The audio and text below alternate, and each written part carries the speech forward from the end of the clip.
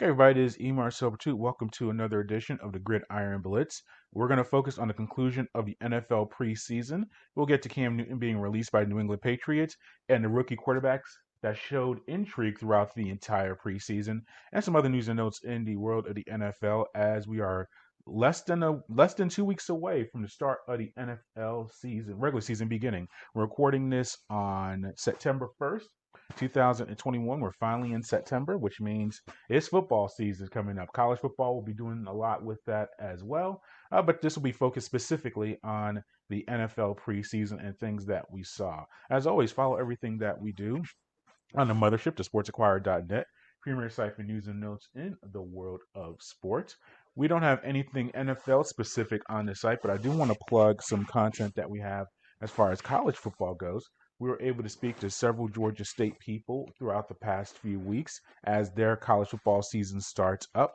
Make sure you check that out, as well as some upcoming content with the Sun Belt Conference. We're going to do previews of the various teams in that conference. So look forward to checking that out and other news and notes in the world of football. That's college football. I know this is NFL focused, but make sure you give that a watch and a listen. You can also go to our social media platforms on Twitter, Instagram, and Facebook under the Sports Inquirer. That's all one word. Make sure you go onto there and see what we have going on. And then finally, subscribe to our audio and video content providers such as YouTube, SoundCloud, Spotify, Google Podcasts, iTunes, and others. Do a search on there under Sports Inquirer, and you'll be able to see everything that we have going on there. Let's start off with Cam Newton being released by the New England Patriots. That's the big news that came around this time yesterday on August 31st with the cut down of NFL teams to their final 53-man roster. We knew that there was a major competition between Mac Jones and Cam Newton for the starting quarterback position with the New England Patriots. Both guys played a lot of snaps. Mac Jones played a lot more. You expect that because he's the rookie trying to get acclimated to the game. And Newton was the incumbent starter from last season. And we'll get to Mac Jones specifically in a few minutes after we delve into Cam Newton and break all that down for him personally. I think from the very beginning of his tenure with New England, it just did not go right for him. Part of it's on him, and we're doing a little timeline, and part of it's just New England and the way they like to operate.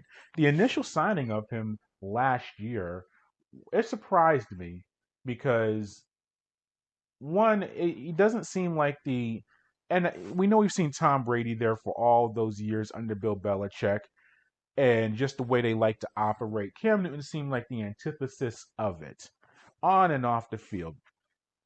Look, Cam Newton, we know his career, former MVP with Carolina, led them to a Super Bowl appearance in that MVP season. We know he's been a several time Pro Bowler, All Pro, all of that stuff. But his skill set, even when he was at his peak, what was his biggest attributes? He was able to run the ball very well, and he did that last year. Had I think 7, 8 touchdowns rushing last year for New England. We know he can run the ball. We know that he can make some good deep passes. He's a good deep ball thrower, but he's not the most accurate passer, especially in the intermediary game. I don't know if that's a word. The intermediate game. That's what I'm trying to say. He can make the good 25 to 30-yard passes, but his accuracy is okay in that.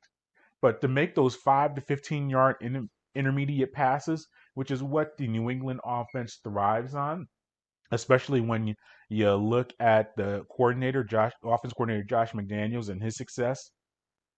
You look at guys who make those short intermediate passes. That's not Cam Newton's strength. But when you look at the situation from last year, there were no other teams looking for Cam Newton. He came at a very low salary. You bring him in and you see what happens. And he came in last season. I'm not going to blame and the COVID. And we'll get to COVID with this season because of Cam Newton's anti-vaccination stance and how I think that had an impact on him this year. But you go back to last year, he joins camp late. He's coming off of this shoulder injury and trying to recover from that. And that's with athletes. There's a difference for training in a season and rehabbing during your training. If you're rehabbing an injury during the training, you're not going to get your full work in. That's just the way it works because you're work focused on rehabbing your injury and making sure you're right in that way and not doing a full training camp. And we're seeing full off season, and we're seeing that with camp with a Dak Prescott right now with the Cowboys. He spent all off season rehabbing his broken ankle, and I'm pretty sure he didn't get a full off-season training like he usually does. First day of full throwing in training camp, he strains his shoulder, and it's been a big mystery of when he's going to be able to play and getting multiple MRIs, all of that stuff. If Prescott did not have that ankle injury and trying to recover from it, I don't think you'd be seeing him dealing with the shoulder injury because his shoulder would have been properly prepared and right for training camp. It all comes together. Cam Newton dealt the same thing last year. Late to the Patriots camp, because he was a late signee just with the calendar, dealing with the shoulder injury, all of that stuff. He gets into the team, starts playing okay and starting to get things right. Had a big game against Seattle on Sunday Night Football, more than 300 total yards in that contest. Had a chance to win the game late, looked really good. Then he gets COVID. And remember this time last year, vaccinations and other things were not as available as they are now. So you can't really, I mean, a lot of people got COVID just from living life and, just things going on. So I'm not going to put that on him. But he did contract it, had to miss some time, had to work through the effects of that and recovering from it. And that's nothing to mess around with. You have to acknowledge that fact as well, just physically and, coming back from that. So he comes back, finishes the season, more interceptions than touchdowns, more turnovers and more thrown interceptions than touchdown passes. Now he did rush for a good amount of touchdowns, but overall, just a lackluster year overall for him in New England. And to his credit, we know Cam likes the outfits and all that other stuff, and is very active on social media. But he was pretty good last year with that. And you just know how Belichick is. If it's not about the team and you're not focused 100% on committing to that, he's not going to approve of it. But he was a good player last year in that regard. Now we have this offseason that took place. We have before I get to vaccination, because this is when I go into the actual playing. Well, no, we'll talk about vaccination now because it all comes out. He has been very vocal about not getting the COVID vaccine. That's his right as an individual and as a human being and all of that stuff. But we've seen with the NFL and with the Patriots, if you're not vaccinated, you'll have to go through more protocols, not only with testing, but if you want to socialize and do activities, you're going to have to go through a lot more to deal with than someone who is vaccinated. We've seen Lamar Jackson multiple times contract COVID or test positive for COVID, and he's had to sit out and deal with a lot of that stuff. I'm talking quarterbacks now. Carson Wentz with the Colts right now, he is on the COVID list. Kirk Cousins, who has not, I don't think he's technically been on the COVID list. He's been very fortunate not to contract COVID, at least during the training camp that we know of. But he's been very vocal about not being tested and having plexiglass around him and all this other silliness and stuff like that. Point is, and Lamar Jackson, MVP, performer MVP, he is the franchise guy for the Ravens. You have Carson Wentz. They just traded for him. They're paying him a lot of money. He is going to be the guy for Indianapolis when he gets healthy, dealing with his foot injury. Kirk Cousins, they're paying him a lot of money too. He's going to be their starting quarterback. Cam Newton is in a quarterback competition with a hotshot rookie in Mac Jones, who has been very productive in training camp and in these preseason games. So you have that going on. If a team has a chance to avoid dealing with someone contracting COVID, they will do that. And word out of New England is that they weren't forcing Cam to get the vaccine because, as I say, he's an individual, he's a human, he has his own rights. But it's like if you do not get vaccinated, you're going to have to go deal with a lot more stuff than others. And you're the starting quarterback or vying for the starting quarterback position. You might want to consider that. He did not do that. That was a mark against him. Then you had earlier, 2 weeks ago now, he missed time and had to be in protocol because of a quote unquote misunderstanding with everything going on. Here's the deal. I think what happened with there is he wanted to go to the doctor or do whatever he wanted to do in another city. Word is he flew to Atlanta, which is his home base. Who flew to Atlanta to take care of some medical stuff, maybe see family and all that other stuff. If you do that and you're not vaccinated, you have to sit out multiple days. You have to be in quarantine. There are protocols. But they say it was a misunderstanding. The team, and I think the team was trying to be nice with that, say there was a misunderstanding and there was misinterpretation of the rules and all that stuff. But point is, the rules are clearly stated by the NFL and by the Patriots of what the reality is. And he did not do that. And I see right now the scroll on ESPN, seeing Bill Belichick saying that him not being vaccinated was not a factor in the decision to release him. He has to say that because that's a major issue. NFLPA right now, they're investigating Urban Meyer, the head coach of the Jacksonville Jaguars, as far as him releasing players and maybe not being players not being vaccinated, the vaccination being a factor in that. It is getting to the point where you cannot. It's the same in your job, wherever you're listening. If you can't be released based on your sexuality, your race, your gender, things like that. I think the vaccination it kind of ties into that as well. Even we have private businesses from your in public business from your Googles and your Facebooks, your TV stations, your Fox Newses, your CNNs, and everywhere in between. These companies are making rules as far as requiring vaccinations, or if you're not vaccinated, you gotta go through different protocols. So the NFL is no different than that. But NFL is a public league. You gotta go through the process and things like that. So Belichick is not gonna say he can't say it's a factor, but I think it does contribute to it. And while he was out sitting out with his protocol, Mac Jones was able to emerge as the starting quarterback. He had a really good session with the shared practice with the New York Giants. He played well in the exhibition game itself. Once you allow an opening like that to happen for anybody in life, but especially a professional athlete, Mac Jones went in there, did his thing, and put himself in as the starter of the team.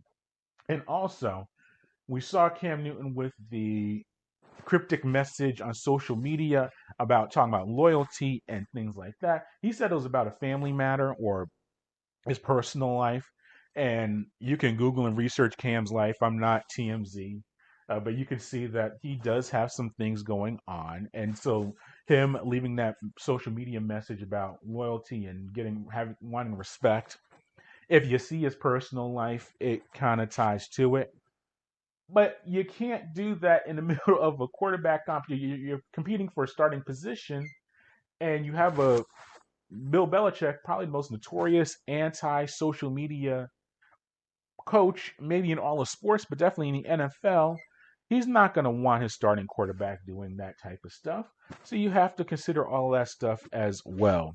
So I think you put all of that together, and money wise, it's about the same because Newton was not making that much money. But you get Mac Jones under a rookie salary, which a lot of general managers like to work with, and he fits the mold of a guy who can comprehend the offense. And this transitions into Cam Newton. Where does he go? Man, I put on my social media he could go maybe to Washington, but then I thought about it because Ron Rivera is former head coach. Well, Carolina is now the Washington football team head coach. And Ryan Fitzpatrick is not inspiring as a starting quarterback. But Ron Rivera has been very vocal about he's not able to be vaccinated because he's his body's compromised. He's a cancer survivor, so he cannot get the vaccination, and he's been very vocal about wanting all of his players and staff and people around that team being vaccinated. Cam's not vaccinated, so that's not a good situation there for Cam to go into. And plus, I think Rivera had a chance to sign him last year or didn't sign him. I think he has had a lot of success with Cam Newton, but he probably wants to move on from there. Baltimore, Lamar Jackson, he's not vaccinated. As I mentioned earlier, he's been dealing with having to go through protocols. You don't want your starter and your backup to not be vaccinated because if if Lamar Jackson deals with COVID, and unfortunately he probably will at some point this year, your backup has to play. If that's Cam Newton, they're in the same training room together or having the same meetings. That's not a good deal. So you have to figure that out. Denver, they just decide on Bridgewater. I think they want to roll with that. I just don't see him. I think he's going to have to wait a few weeks to sign with a team. There's going to be an injury or two, whether it's to a starting quarterback or a backup, and he might be able to sign on with one of those teams. And Newton's put out there he wants to be a backup quarterback. His personality and just mentality tends to not lean towards a backup quarterback, and I think that's why New England released him because they could have kept him as the backup. He knows the system. He's already in the program. Why would you not want to have a backup with Mac Jones, who you never know could get hurt, could have his struggles, and you go with Newton? I think they just wanted to give Mac Jones a clean slate to play and to start. But Newton, I think he's going to have to wait a few weeks before he signs with a team. But we'll see what happens there with that situation. And as I mentioned, Mac Jones just fits the mold of what New England likes to do. Good short passer. He could throw the deep ball pretty well himself. Saw him do that with Alabama. Comprehends the offense, doesn't make a lot of noise on and off the field, just fits the mold of what New England likes to do. He's going to get rid of the ball quickly. They're going to rely on the running game, play multiple tight ends, and they're going to try to win that way with the defense. So I think he just fits what the Patriots like to do better than Cam Newton. I think Trevor Lawrence is going to have a really good year. He's going to have a really good career, I should say, but this year's going to be very rough on him. I just think Jacksonville may have the least talented roster in all of the NFL, and they're going to have their ups and downs. I just don't see how that's going to work out. Zach Wilson, same deal in New York. He's going to have flashes. He's going to have some big throws and a big game or two. But as far as wins and losses, New York's a long way from doing anything. Now, I look at Trey Lance in San Francisco and Justin Fields in Chicago. Those two teams, especially San Francisco, have postseason aspirations. I think with Lance, I think Garoppolo's going to start the year and he'll have his moments. But I think Trey Lance eventually finds his way into the lineup. You're already seeing Kyle Shanahan say he wants to put in Lance for package situations. That's code for we want to see him start eventually. Lamar Jackson, same deal when he was with Joe Flacco in Baltimore when he first started. You saw the package deals. By the end of the season, Lamar Jackson was starting. I think you see the same deal with San Francisco. Justin Fields in Chicago. Yeah, the Andy Dalton, look, he's had a solid career, but that was back in Cincinnati. The past few years have been uninspiring. I think Fields will start by game 5 or 6. I think Chicago, they're going to let the lumps be put on Andy Dalton for the start of the year. But midway through, I think you'll see Fields in there. And if anything, Fields gives him more athleticism to avoid pressure. They can make plays that Dalton can't. So we're keeping track of all of that as well. And as always, you want to follow everything that we're doing, head to sportsinquirer.net, our social media platforms, as well as our audio and video content providers. Go on there, and you'll be able to see all that we have going on. Oh, I missed this point. The Dolphins aren't going to trade for Deshaun Watson for two reasons, or several reasons, but main ones. The Texans are going to have to come down on their deal. They want multiple first-round picks, second-round picks, and a starter, which is Tua. That price tag has to go way, way down. That's just on the field. Off the field, we know what Watson's dealing with. Until the league comes out with their decision if he's going to be suspended or on the commissioner exempt list, no team is going to touch him. And I don't think he's going to play for Houston to start the season. I think he's just too toxic right now. I'm not saying he's guilty or innocent, but just with everything going on around him, you got to figure that's not going to be the best situation to see him on the field. Those are my thoughts. Until next time, good fight, good night, be safe.